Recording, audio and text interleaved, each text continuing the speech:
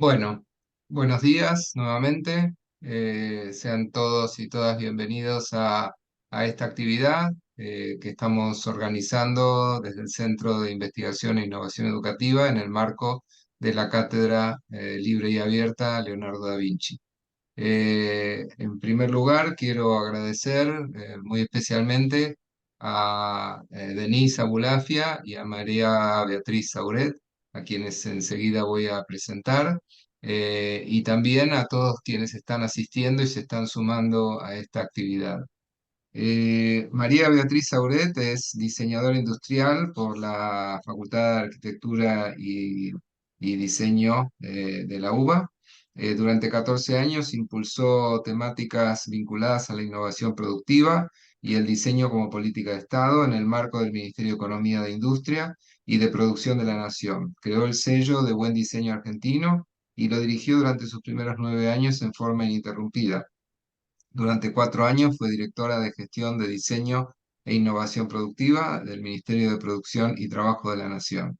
Es especialista en eficiencia productiva con una especialización en Japón a través de la Agencia de Cooperación JICA. También tiene un posgrado en Economía Social y Desarrollo Regional por Flaxo. Dentro de proyectos privados se destaca la creación, impulso y curaduría del proyecto Deseo, acción impulsada por la Federación Argentina de la Industria Maderera y Afines. Es docente en grado y posgrado, destacando FADU en la UBA, Universidad de San Andrés, Fundación Banco Credicop, entre otros. Actualmente se desempeña como directora de la licenciatura en diseño en la Universidad de San Andrés. Denise, por su parte, Denise Abulafia se desarrolla hoy como asesora estratégica especializada en tecnologías del aprendizaje. Después de completar su tesis doctoral en el campo de las neurociencias en los Estados Unidos, Denise centró su desarrollo profesional en cómo la tecnología puede potenciar la experiencia de aprendizaje. La pasión de Denise se centra en la innovación, el diseño de experiencia de aprendizaje, el desarrollo de productos digitales y la estrategia de negocio. Fundó Educatina, compañía que recibió múltiples reconocimientos internacionales y es utilizada por millones de estudiantes. Denise es docente de posgrado en la Escuela de Educación de la Universidad de Pensilvania y lidera el capítulo argentino de la Asociación Interamericana de EdTech.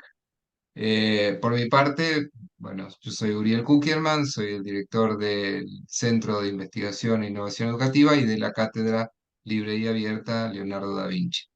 Así que hechas las presentaciones del caso, si les parece bien, vamos a ir a desarrollar esto que, como decíamos anteriormente, le hemos dado un formato de conversación informal, en la cual iremos desarrollando algunos de los temas que habíamos previamente definido para esta actividad.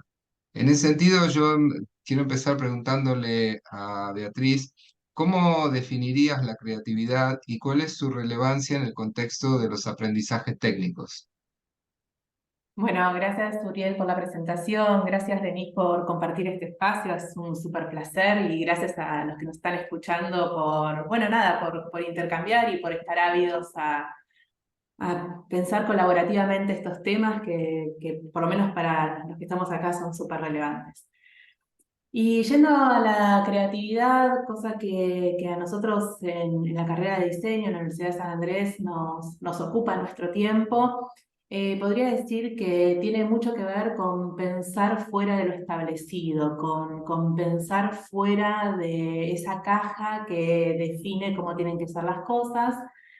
Para eso, gran parte del proceso que tiene que ver con esta finalidad de tener resultados distintos, tiene que tener o tiene que ver con entender lo establecido, entender qué hay adentro de la caja, porque si no es muy difícil pensar afuera de la caja, es decir, pensar por afuera de lo que no entendemos. Entonces, diría que muchas veces y voy a ir por la negativa y después por la positiva, pero muchas veces cuando se piensa que la creatividad es algo loco, algo diferente, pero no tiene tanto que ver con eso, tiene que ver con un profundo entendimiento de lo que establece o de lo que tenemos que entender, de aquellas cosas que definen eso que estamos buscando, que lo caracterizan. para después profundizar en formatos más sistémicos, con qué se puede conectar, qué hay por fuera de eso que estamos buscando entender, que eso que estamos buscando pensar distinto, y reordenar, conectarlo de manera diferente, buscar esas preguntas que nos llevan a esos lugares distintos, que muchas veces tienen que ver con qué pasa si conectamos esto con esto otro, con ese pensamiento más sistémico que nos permite arribar a lugares distintos.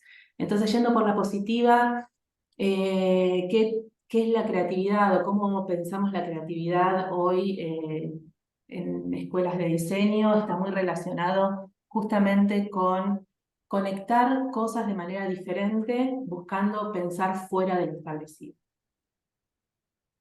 Bien, algo así como lo que llamamos el out of the box, ¿no? Fuera de la caja.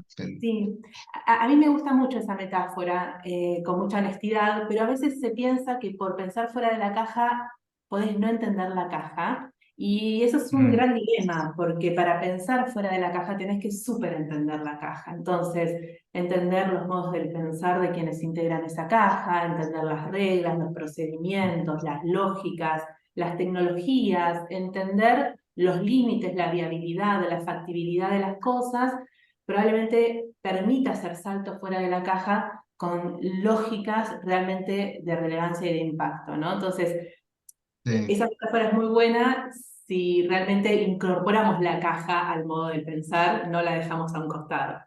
De hecho, yo sí, me ponía, eso me...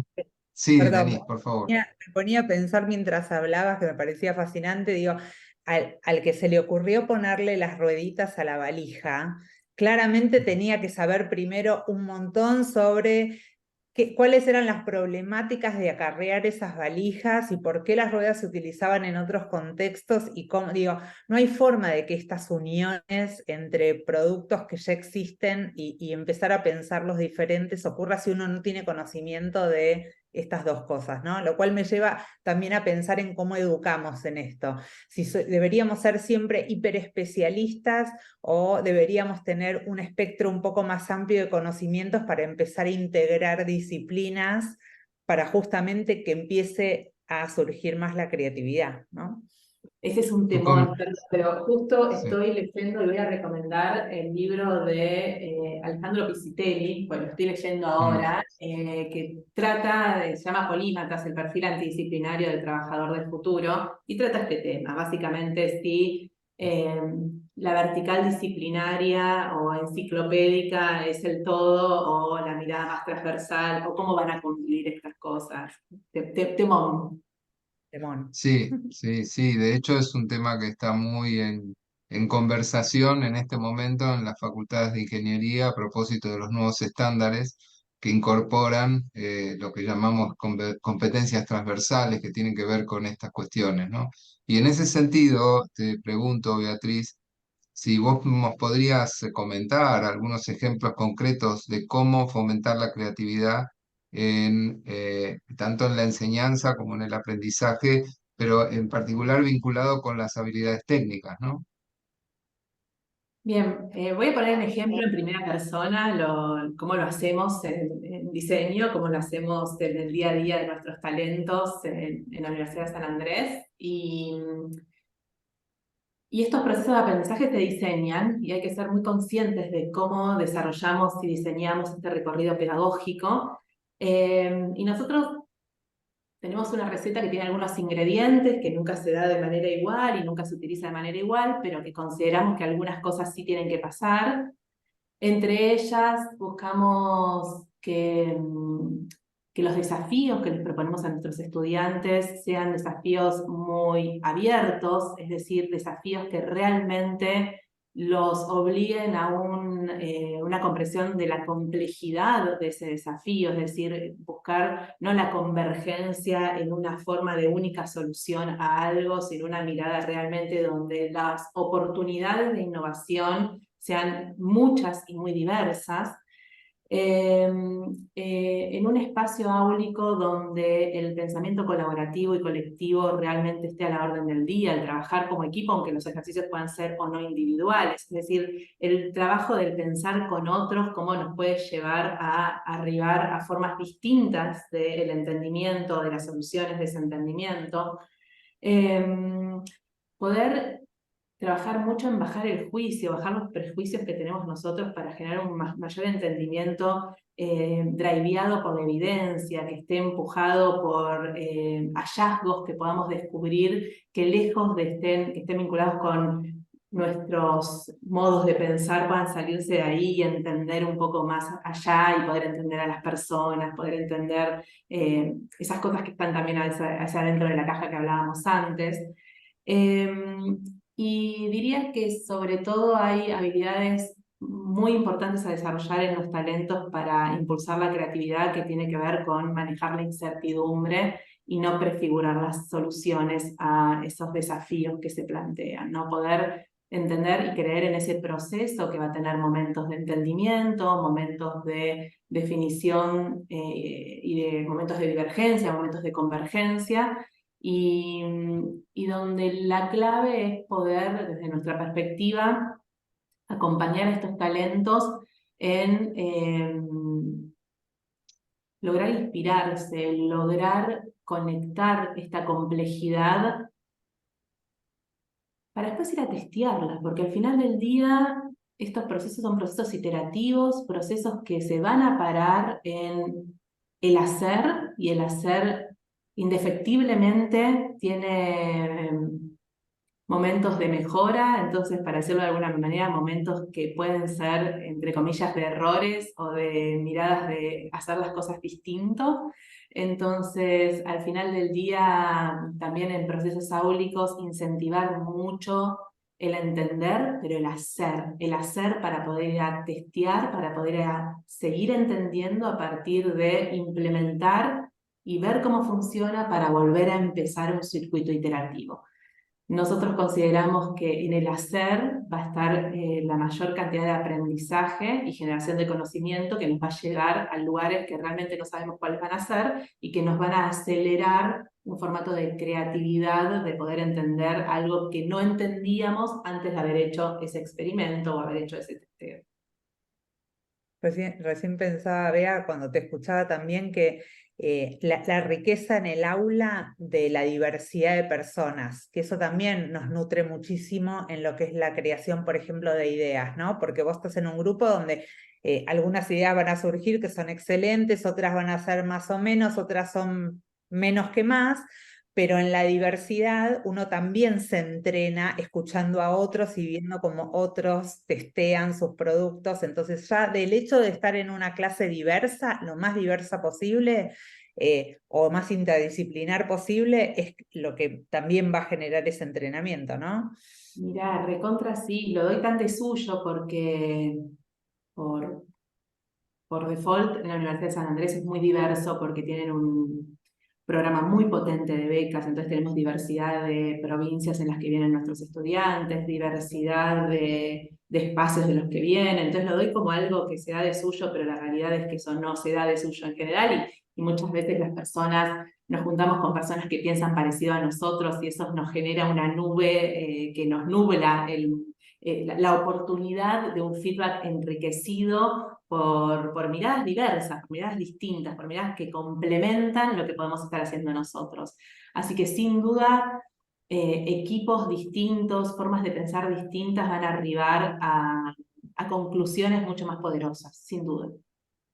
Vos decías, Beatriz, hablabas del hacer, ¿no? Y eso me trae a un concepto que venimos tratando de promover activamente en ingeniería, que es el aprender haciendo, ¿no?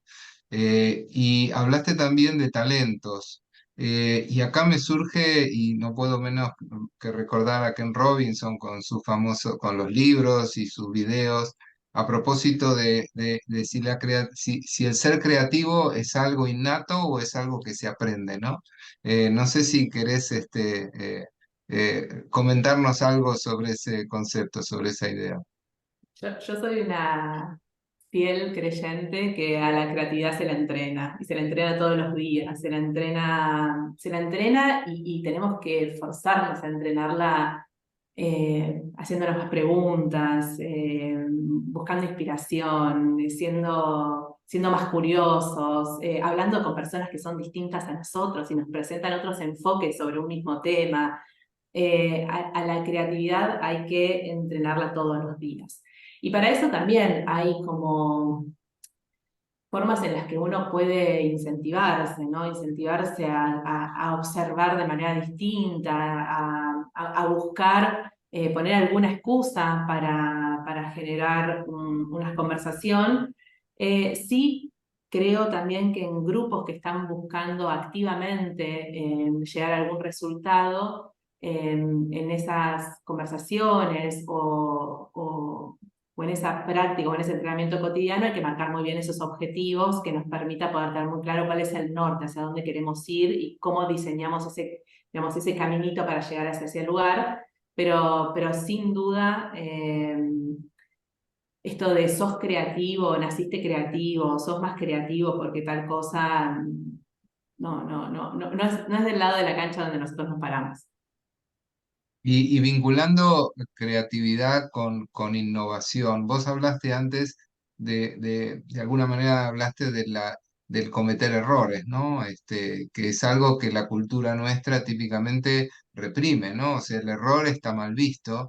Y yo siempre recuerdo una colega, eh, ya falleció hace algunos años, pero que ella contaba que trabajaba en Hewlett Packard y cuando entraba en el laboratorio de el desarrollo de Hewlett Packard, cuando entraba había un cartel que decía, vamos a cometer errores, pero los vamos a cometer más rápido que la competencia, ¿no?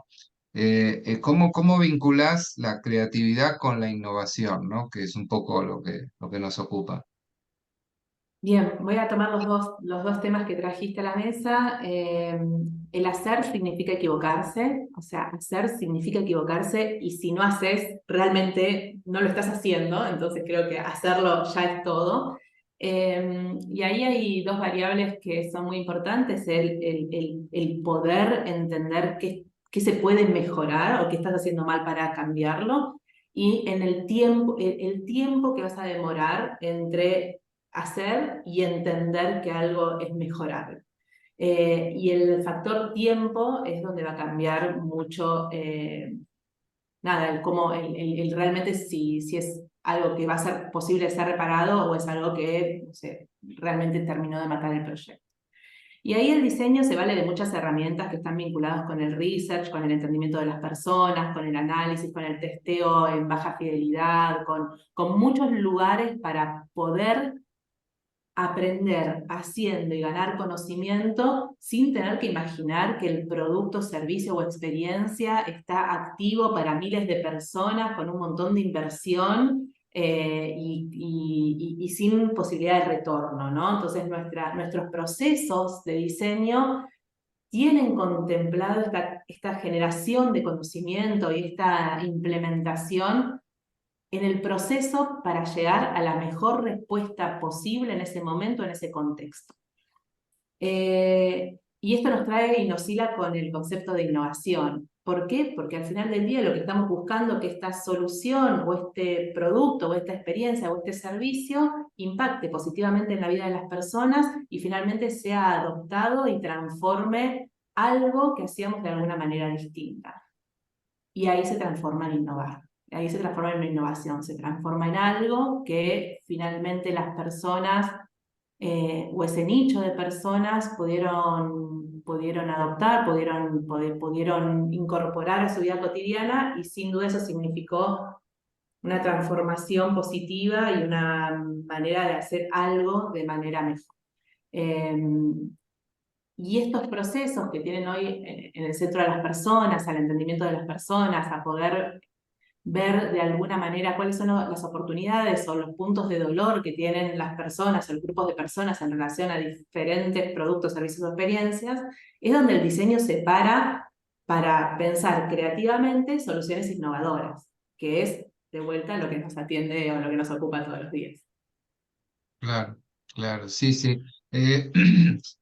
Definitivamente yo escuchaba lo que decías y creo que está tan alineado con lo que hace un ingeniero, ¿no? Porque no digo que solamente lo haga un ingeniero, aclaro, pero es algo que necesariamente tiene que hacer un ingeniero, porque un ingeniero, para decirlo en pocas palabras, es el que toma recursos de la naturaleza, recursos, los combina con recursos humanos para producir servicios o productos que sean útiles a la sociedad. Y es esto de lo que estabas hablando, hacerlo de una manera creativa, innovadora, va a ser que realmente el ingeniero cumpla con su misión, ¿no? Porque si no, para hacer lo mismo que ya está hecho, no, no nos van a llamar a nadie.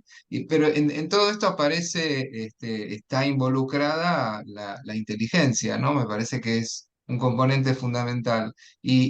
Últimamente, desde hace menos de un año, ha irrumpido en todos los ámbitos de la vida y de la sociedad la inteligencia artificial y también en la educación, ¿no?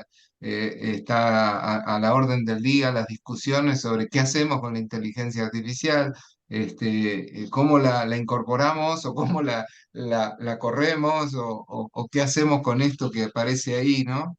Yo te pregunto, Denise, ¿vos crees que las herramientas basadas en inteligencia artificial podrían llegar a en algún momento superar la creatividad humana y cuáles serían las implicaciones para la educación y para la tecnología desde tu punto de vista? Bien, esa pregunta me encanta, porque me parece que genera un debate riquísimo entre muchas posiciones, ¿no? Porque vos, cuando empezás a escuchar expertos, muchos expertos te dicen la creatividad humana es única, nunca las máquinas van a poder, digamos, superarnos en la creación de ideas o en lo que es el proceso de innovación, porque es muy complejo y a fin de cuentas la inteligencia artificial se nutre de nuestros propios datos, ¿no? Digo, datos que los humanos fabricamos para que la inteligencia artificial se vaya nutriendo. Y como es infinito ese proceso de creatividad, es probable desde una mirada que nunca se supere ese proceso infinito. Ahora, por otro lado, ustedes saben que la inteligencia artificial y sobre todo la generativa se nutre de grandes bases de datos. Y como hablábamos antes, en la diversidad de un grupo, de un aula, uno tiene estudiantes que generan ideas súper creativas e innovadoras, otros estudiantes más o menos y otros estudiantes un grupo de ideas por ahí más pobres. Entonces, esto llevado a la escala de las miles de millones de personas que hay nutriendo Internet, hay una forma de entrenar estas inteligencias para compararlo. Entonces, a mí me gusta traer este estudio, que es un estudio muy nuevito que hicieron en la escuela, en Wharton, en la Escuela de Negocios de UPenn, de la Universidad de Pensilvania. Hicieron un estudio en el que compararon, hicieron 3 grupos. Entonces, en el primer grupo tenían a los estudiantes de la Universidad de Pensilvania, que es en lo que es la escuela de desarrollo de productos, es un programa de desarrollo de productos tecnológicos. O sea, estamos hablando de un grupo de elite que ya venía con un muy buen entrenamiento en el proceso de creación de productos. Y compararon cómo es este grupo en la creación de ideas, y ahora vamos a ver cómo se mide la calidad de esa creación de ideas, pero sobre todo es qué cantidad de ideas y qué calidad de ideas sacaba este grupo, comparado con la creación de ideas de ChatGPT 4, o sea, este chat basado en inteligencia regenerativa de OpenAI, de la compañía OpenAI, y qué pasaba si este chatbot también lo entrenaban, o sea, este segundo grupo estaba entrenado con la misma consigna que tenían los estudiantes. Pero el tercer grupo tenía una consigna más curada en el sentido de que yo le ofrecía al chat un pequeño entrenamiento con las mejores ideas que a mí digamos, que se consideraban las ideas más de mejor calidad, como para entrenarlo bueno, seleccionemos que estas ideas por ahí no son de la mejor calidad, estas sí, y entonces a ver cómo sucedía este proceso de entrenamiento. Y lo que se encuentra en este estudio, pero ahí vuelvo primero a cómo midieron, ¿no? Digo, cantidad es fácil, pero cómo medir en este caso la calidad es que como estaban generando productos que tenían que ser interesantes para el consumo de los usuarios, lo que hicieron fue medir un test para ver cuánto estaban dispuestos los usuarios a comprar ese producto. O sea, las mejores ideas eran las ideas que el usuario quería comprar. Entonces era bastante neutro porque podían ir a un campo muy amplio y hacer una encuesta muy grande para tener muchos datos y buscar significancia estadística. Entonces, lo que terminó sucediendo en este estudio es que el grupo de ideas de ChatGPT 4 generaba mejores y más cantidad de ideas que el grupo de estudiantes, digamos, con significancia estadística positiva, pero además, si lo entrenaban, generaba muchas mejores y de mucha mejor calidad de ideas, con lo cual esto rompe un poco los mitos de que la creatividad humana, al menos en la creación de ideas, en este tipo de concepto, siempre va a ser superior a la inteligencia artificial. Y si uno se pone a pensar, en realidad hay una lógica detrás de todo esto, porque las inteligencias artificiales están aprendiendo muy rápido de esta data. Entonces, cuanto más entrenamos y preguntamos de la mejor manera lo que es el prompting, ¿no? Digo, cómo podemos preguntarle a estas inteligencias de la forma más específica posible, es que estamos obteniendo una mayor cantidad de soluciones de parte de la tecnología. Es friki, como digo, puede ser Vos, desafiante, a es ver, riesgoso, pero bueno, eso sí, es lo que está sucediendo, ¿no? Ven, a mí me sí, gusta mucho traer el concepto de solar punk acá, ¿no? Como cuando se pone un poco más friki, traer el concepto de solar punk que viene más de la ciencia ficción y que plantea como esta lógica que al final del día tener un equilibrio entre tecnología, personas y vida en trabajo de colaboración para imaginar justamente las mejores ideas en formato colaborativo para que tengan el mejor impacto. Y una situación más de entender el cómo podemos colaborar más que competir. Entonces ahí creo que esta mirada metafórica de Solar Punk es como un gol. Sí, y ahí te digo que esto es desafiante porque así como cuando yo digo, cuando yo era chica, yo me sabía los nombres de todas las calles y a todo donde iba yo tenía un sentido de ubicación excelente. Desde que uso los mapas digitales para ubicarme, yo ya no me sé nada. O sea, vuelvo a la Argentina después de muchos años y a donde voy, yo uso mis aplicaciones y voy a todo eso. Entonces, voy perdiendo este sentido de ubicación. Entonces, lo que tenemos que tener cuidado es que como la creatividad se entrena, si cada vez que queremos una idea se lo preguntamos a ChatGPT, lo que va a empezar a pasar es que nos vamos a ir reduciendo en esa capacidad de entrenamiento. Entonces, desde el punto de vista de la docencia, lo que digo es súper clave, muy importante, que exista en paralelo este proceso de creatividad, de entrenamiento en la creatividad, a la vez que nos nutrimos de estas herramientas para hacer algo más integrador o colaborativo. vos mencionaste, Denise, varias veces el tema de las preguntas, ¿no? Y de cómo las preguntas también alimentan estas herramientas de inteligencia artificial. Yo recuerdo una charla hace un tiempo que dio un CEO de una empresa que le preguntaron cómo seleccionaba a su personal y a mí me impactó mucho que él dijo por la calidad de sus preguntas. Y el sistema educativo en general, históricamente, está preparado para formar gente que dé las respuestas correctas. Y el gran desafío, yo creo que es desarrollar gente que pueda hacer las preguntas correctas. Y eso tiene que ver de alguna manera con las ciencias del comportamiento, que es algo que vos estudiás y de lo cual sabes mucho. Y entonces te pregunto, ¿por qué esas ciencias del comportamiento son importantes en el contexto en el que estamos hablando, de la educación tecnológica?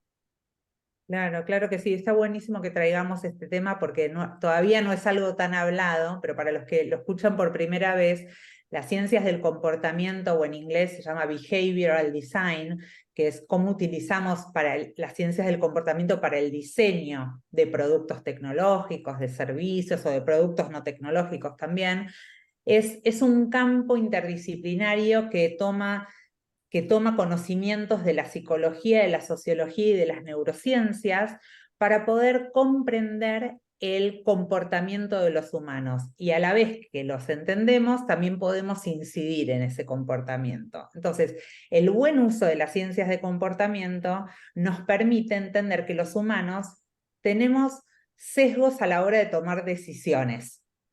Y estos sesgos o bias, que le dicen en inglés, pueden ser incididos con pequeñas acciones o con pequeñas acciones que en las ciencias de comportamiento los llamamos los nudges. Y con esas pequeñas acciones podemos incidir, por ejemplo, en que las personas que no pagaban sus impuestos paguen sus impuestos, por lo cual esta ciencia se utiliza mucho en políticas públicas, pero también podemos hacer que un estudiante que no estaba del todo comprometido con su trayectoria de aprendizaje online pueda conectarse en forma permanente. ¿Por qué? Porque entendemos cuál es su comportamiento y su sesgo para dejar, cada vez que empieza un curso lo deja, y entonces podemos incidir con pequeñas acciones para lograr que haya ese compromiso o ese engagement con la cursada, ¿no? Entonces, ¿por qué es tan importante? Es que si no conocemos esos sesgos en la toma de decisiones, que a veces la toma de decisiones un microsegundo, que es lo que se llama el recorrido de toma de decisión rápido, o hay otras tomas de decisiones que requieren un proceso neuronal un poco más lento, que es más pensado y que tiene otro tipo de sesgos. Entonces, por ejemplo, el que está construyendo una plataforma de e-commerce o de comercio electrónico, claramente tiene que entender cómo se comportan los humanos a la hora de ir a apretar el clic para pagar ese carrito de compras y cómo muchas veces las compras terminan sin terminarse porque hay algo que no hicimos en ese comportamiento. Entonces, en la ingeniería, sobre todo, cuando estamos construyendo productos o servicios, es que no nos tenemos que olvidar que del otro lado hay un usuario que tiene un comportamiento particular y que hay que darle casi, te diría, la misma importancia a la parte de la construcción del producto como al entender el comportamiento de la persona que lo va a usar o que lo va a comprar. Denise, Mira, y ahí hay un montón que es justamente las personas no somos todas iguales, no podés diseñar pensando que sos vos el usuario o que finalmente esa persona que va a estar haciendo va a hacer lo mismo que haces vos, ¿no? Entonces, el separarte tus propios sesgos de entendimiento de tu audiencia y poder justamente empatizar con esa audiencia, alejándote de tus universos de preconceptos es súper clave. En diseño para nosotros es muy importante cómo entrenamos a nuestros talentos para este entendimiento profundo de que diseñamos para otras personas que son diferentes a nosotros y que hay que ejercitar esta empatía que nos permite ponernos en estos zapatos de estas personas que piensan, sienten y hacen distinto a como lo hacemos nosotros. Sí, y me sí, gustaría agregar un tema que me dale, parece dale, Denise. crucial para la gente que está en ingeniería, que es la ciencia del comportamiento también estudia muy, digamos, todo ese proceso de entender el comportamiento y la toma de decisiones de los humanos, también ayuda con varios ejercicios y estrategias a entender el verdadero problema que queremos solucionar. Porque yo siempre veo muchos estudiantes en las aulas de ingeniería queriendo desarrollar el producto. Yo quiero hacer esto porque lo quiero hacer, pero después se ponen a buscar qué problema solucionaría. Pero me parece que es crucial poder enseñar este proceso de que nosotros generamos soluciones para problemas reales. Entonces, si el que quiere buscar y leer un poquito más de ciencias del comportamiento se van a dar cuenta que hay un montón de estrategias para encontrar el verdadero problema de problemas más complejos que en realidad tienen su base en pequeñas cosas que cuando incidimos en esas pequeñas cosas, quizás el efecto mariposa de generar soluciones es mucho más grande. Por eso creo que debería ser una gran parte de la carrera de ingeniería el estudiar también las ciencias del comportamiento. Sí, mira, yo cuando estabas comentando esto, yo recuerdo una experiencia que me pasó personalmente. Yo era muy joven, todavía ni siquiera estaba recibido y desarrollé con un amigo una alarma para autos, ¿no? Y nosotros teníamos como metodología tomar mediciones con instrumental para saber si funcionaba o no. Y cuando la empezamos a vender, en uno de los negocios donde la instalaban, nos llamaban sistemáticamente que se quemaba. Cuando fuimos a ver, en vez de medir con un amperímetro, que es lo que nosotros hacemos habitualmente, lo medía haciendo una chispa, a ver si había corriente, ¿no? Y son esas cosas que a uno desde la forma de pensar de uno no se le ocurriría, pero hay que ponerse en el lugar del otro y que hace las cosas distintas de como uno creería que las va a hacer, ¿no? Ese ejemplo, digamos, encaja muy bien con lo que vos decís, ¿no? Cómo las personas que van a usar aquellas cosas que nosotros vamos a diseñar, las van a utilizar, que probablemente no sea de la misma forma que nosotros imaginamos que lo harían, ¿no? Bueno, yo mencioné un ejemplo. ¿Cómo crees digamos, si conoces otros ejemplos de cómo los docentes de ingeniería podríamos incorporar estos conceptos en nuestras prácticas docentes habituales sin la necesidad de poner una materia que enseñe esto? Porque me parece que es algo transversal, ¿no? No sé qué opinas al respecto. Sí, sí, totalmente. De hecho, me parece que la mejor forma de enseñar acerca de ciencias del comportamiento es hacerlo transversal, porque a fin de cuentas es una habilidad que uno va adquiriendo, porque ciencias del comportamiento es una estrategia que nos permite, como te decía, desde averiguar cuál es el problema real, ver cómo podemos diseñar estrategias para incidir en ese comportamiento que genera ese problema real y eso después probarlo y escalarlo. Entonces, si en cada una de las asignaturas de la carrera de ingeniería todos tuviésemos este proceso que al final es muy parecido al método científico, ¿no? Generar hipótesis, ir a testearlas, después en todo caso si funciona se valida, escalarlas. Entonces, y es como el mismo marco lógico de creación de proyectos, solamente que tiene una vuelta de tuerca en algunas estrategias puntuales que permiten ser más puntilloso en cuál es el problema a solucionar y después en pequeñas estrategias para generar muchas ideas para incidir en ese comportamiento e ir a testear esas múltiples ideas, que son todas muy cortitas de plazo. Entonces, me parece que es interesante, primero, entender cómo sería una estructura para poder implementar en cada uno de los proyectos que se generen en las diversas asignaturas y también hacer que los propios estudiantes hagan sus experimentaciones de campo. Porque hay experimentaciones que son previas al proceso de creación del producto, que tienen que ver con salir al campo a entender al usuario. Entonces, tener ese ejercicio permanente en cualquiera de sea los proyectos a lo largo de las carreras, nutren mucho de esta forma sistémica de pensar la creación de los productos.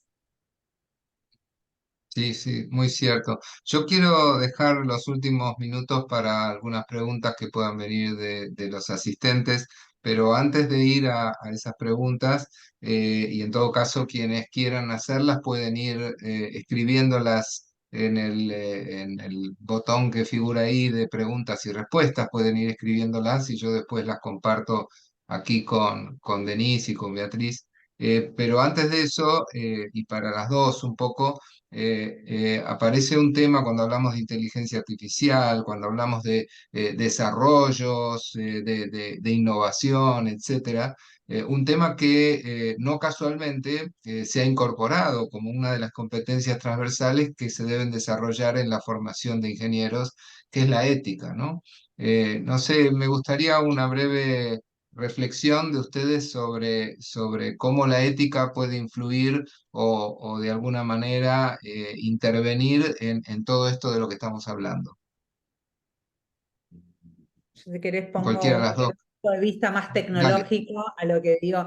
dale. Sí, definitivamente esto es algo que también hay que trabajarlo sistemáticamente y transversalmente durante la carrera, porque tenemos herramientas en la mano que son súper poderosas, como digo, para hacer el bien, pero también son súper poderosas para hacer el mal, ¿no? Digo, poder entrenar a las inteligencias artificiales o incluso a las ciencias del comportamiento, tener acceso a cómo funciona la toma de decisiones de los usuarios para incidir en ese comportamiento, para tomar la decisión incorrecta o que genere efecto en otras personas o en el ecosistema, etcétera, también es muy poderoso, con lo cual creo que el trabajo de la ética en este tipo de tecnologías y en este tipo de ciencias es clave para lograr ciudadanos digitales responsables. Sí, complemento que en un mundo tan dinámico que estamos viviendo y viene ferozmente la transformación de cosas y de cómo vamos a percibir, no sé, biotecnología, inteligencia artificial, hay temores que van a cambiar mucho el entorno y nuestro acceso a diferentes, o no acceso a diferentes cosas. Eh, es fundamental el debate y la construcción de personas y la formación de personas que realmente puedan tener una mirada súper crítica, un pensamiento súper crítico de cómo es la utilización de estas herramientas en el mundo que se viene. Sí, yo las escuchaba y me venía a la mente una película que probablemente algunos de ustedes hayan visto, que está en cartel actualmente, que es Oppenheimer, ¿no? Y sobre los dilemas éticos a la hora de desarrollar nuevas tecnologías. Me parece que si hay una película en este momento que trata sobre estas cuestiones es precisamente esa, ¿no? Pero bueno, al margen ya están apareciendo preguntas. Yo les transmito aquí una primera pregunta de Aníbal que pregunta, ¿cómo vinculan los conceptos compartidos con la actual tendencia hacia el acortamiento de las carreras universitarias? No sé si están muy al tanto del tema. En ingeniería se está discutiendo mucho sobre las carreras en Argentina de ingeniería duran 5 años, algunas teóricamente, en la práctica dura mucho más, pero teóricamente duran 5 o 5 años y medio, y en otros países duran menos. Entonces está esta discusión sobre si hay que acortar o no las carreras universitarias. Imagino que la pregunta de Aníbal viene relacionada con incorporar más cosas para aprender y a la vez acortar las carreras. No sé si a ustedes les merece alguna reflexión este tema. El tiempo es finito y los conocimientos son infinitos, siempre falta tiempo, no sé, tengo profesores todo el tiempo que plantean como quiero que mi materia tenga más horas o tenga, digo, como hay una ecuación ahí, creo que ante la pregunta, por lo menos lo que hacemos en la carrera de diseño de manera muy frecuente es tener muy claro qué habilidades son las necesarias para este profesional en estas transformaciones tan drásticas. Y sí nos damos cuenta que hay habilidades que se van transformando y hay necesidades de la implementación del hacer diseño y en la vida profesional que cambian. Y sí creemos que el plan de estudio, por lo menos como lo vemos nosotros, tiene que ser muy dinámico y tan dinámico como para poder entender lo dinámico de los tiempos que vivimos y, y ahí tiene que haber un pensamiento súper crítico al final del día también, de, bueno, ¿en qué momento están listos y tienen habilidades para poder estar en el mercado con determinadas necesidades también del mundo profesional para ser agentes de cambio súper conscientes de las herramientas que van a estar manipulando? Entonces, no sé si tengo un comentario acerca del acortamiento, pero sí acerca del dinamismo de los planes de estudio. Yo creo que es muy importante hacer una mirada súper dinámica de cómo son las trayectorias, sobre todo con esta necesidad que tenemos, que por lo menos en la carrera que yo dirijo, tenemos que pensar hoy un profesional que egresa en 4 años y medio. Entonces, hoy tenemos la responsabilidad prospectiva de imaginar y de entender el universo y el mundo profesional a 4 años y medio. Entonces, hay una necesidad súper profunda de estar muy atentos a revisar qué producto educativo estamos teniendo y cuál es la trayectoria que le estamos proponiendo a estos talentos. Ujú. Desde mi lugar, Uriel, creo que nos quedamos quizás un poco más cortos en la mirada de estamos acortando la carrera. Me parece que la mirada del que apuesta a acortar la carrera o a reducir el tiempo en que le otorgamos un diploma o un título a alguien, no tiene que ver con que esa persona aprenda menos. Tiene que ver con, al contrario, tiene que ver con cómo generamos lo que es el aprendizaje a lo largo de la vida. Y el aprendizaje a lo largo de la vida es una habilidad de parte del aprendiz de estar aprendiendo todo el tiempo y que esto no se termina ni a los 4, ni a los 5 años y medio, ni a los 7 cuando puedo terminar una carrera, sino que esto, lo que, digamos, la línea del que piensen hacer algo, digamos, entregas de certificados o de diplomas antes no tiene que ver con que yo termino de estudiar ahí y se terminó mi proceso de aprendizaje. Digo, hay otros países que por ahí tienen carreras más cortas, pero nadie termina en ese momento. Todos siguen después aprendiendo en otros formatos de posgrado. Entonces, acá la habilidad es pensar cómo modularizamos las carreras para poder hacer que los estudiantes, como decía Bea antes, no son todos iguales, no todos tienen los mismos intereses, ¿no? Entonces, ¿cómo uno genera rutas de aprendizaje diferentes por estar justamente modularizando antes, para que uno vaya obteniendo esos certificados que a la vez también tiene que ver con el comportamiento de los humanos, ¿no? Que si el premio está recién dentro de 5 años y medio, 6 años, para mí es súper lejos.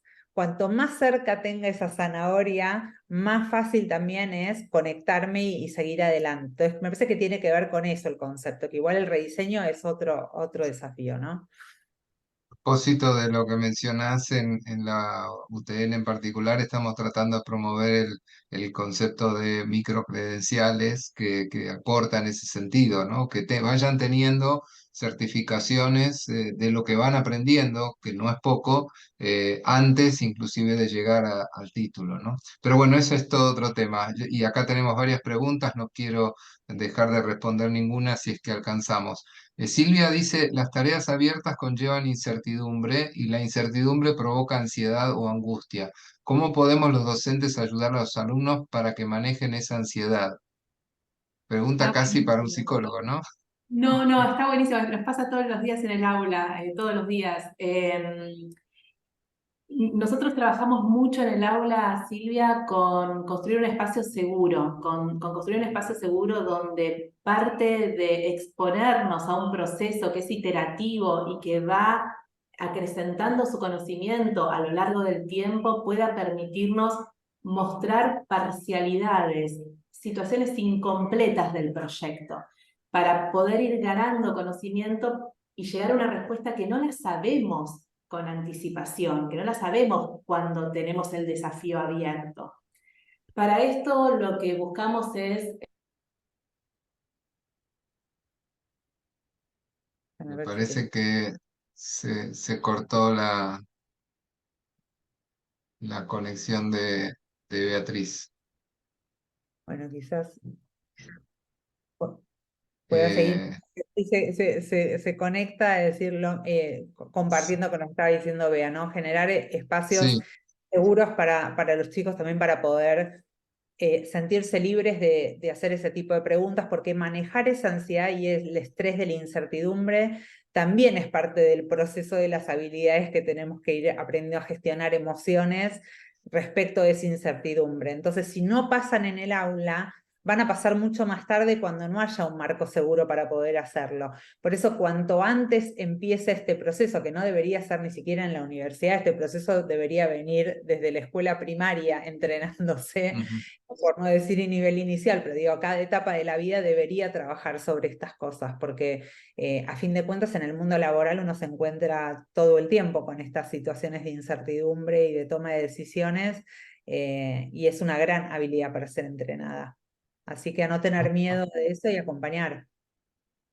A propósito de lo que decías desde cuándo se debería desarrollar la creatividad, vuelvo a referirme a Ken Robinson, que hablaba de que las escuelas tienden a matar la creatividad en vez de a desarrollarla, porque promueven unas respuestas, y volvemos a lo de antes, ¿no? Promueven l- las respuestas únicas, cuando en realidad la vida requiere de respuestas diversas para poder enfrentar las situaciones digamos, de la vida cotidiana. Acá hace un comentario Gustavo al que yo personalmente como ingeniero le quiero responder, más allá de lo que vos le quieras decir, Denise, y esperando a ver si se vuelve a conectar Beatriz, que dice que las carreras de ingeniería y sus docentes están muy alejados de la creatividad e innovación porque no son creativos, les cuesta mucho. ¿Cómo se puede cambiar eso? A ver, yo me opongo a decir que los docentes de ingeniería no son creativos. Creo que en todo caso, es como lo decía Denise, es una habilidad que hay que desarrollar, pero creo que, digamos, existe esa creatividad y a veces lo que estamos es muy encerrados en el deber hacer, ¿no? En eso que nos dijeron que había que hacer y en no animarnos a probar otras cosas por temor al error, ¿no? No sé qué reflexión te merece, Denise, ya para ir terminando. Y a mí en estas cosas no me gusta mucho generalizar porque pienso que también hay un montón de profesores que son súper creativos y están todo el tiempo intentando aprender otras cosas, pero al final es como contaba Bea hoy, ¿no?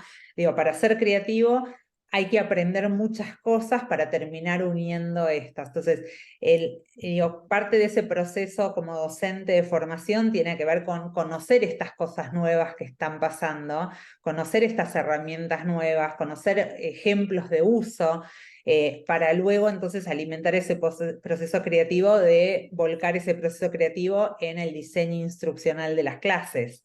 Eh, Ujú. pero bueno, por eso uno como docente se forma todo el tiempo, digamos. Entonces me parece que nosotros venimos con un formato en esta generación, venimos que no es la generación de los chicos, en un formato de generación donde no fuimos entrenados para el aprendizaje a lo largo de toda la vida. Entonces nos cuesta mucho más arrancar a estudiar de vuelta más Ujú. adelante. Pero bueno, ese es un proceso que tenemos que seguir entrenándonos como docentes para justamente generar ese proceso creativo. Sí, bueno, ahí la estamos recuperando a Beatriz. Este, Perdón. Internet hola, divino tesoro.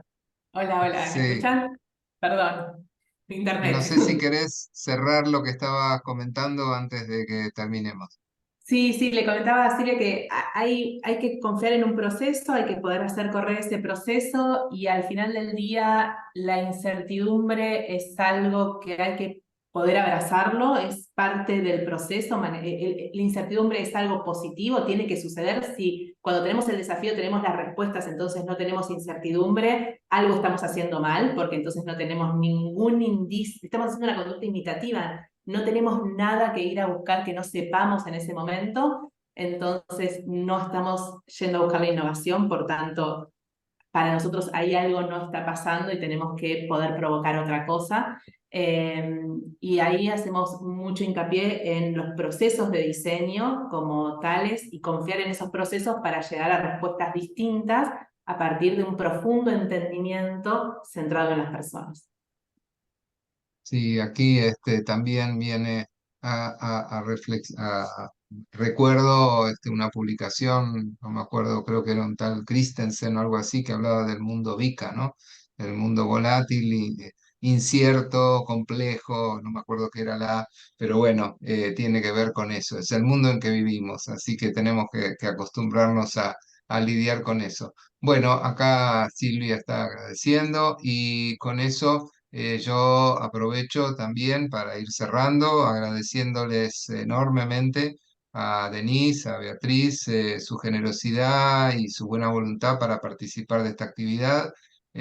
También agradecer a todos los que se conectaron y a todos los que lo verán posteriormente, con la esperanza de que esto sirva para generar nuevas y mayores actividades que tiendan a incluir este tipo de temas en los debates universitarios, con el objetivo final de mejorar la educación que damos y que los aprendizajes de nuestros estudiantes sean los que requieren para poder dar soluciones a este mundo tan complejo, tan difícil en el que al que nos estamos enfrentando.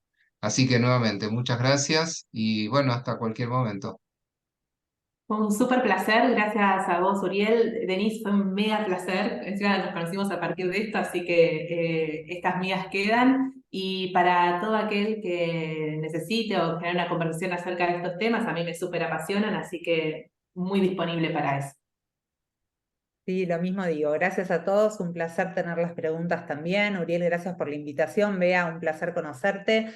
Y estamos en contacto, está en mi LinkedIn, me imagino Bea también tenés el tuyo, así que podemos seguir en contacto por ahí sin problema con las preguntas que puedan surgir después. Totalmente. Bueno, Saludos, adiós, que tengan un gracias, lindo martes. Hasta luego. chao.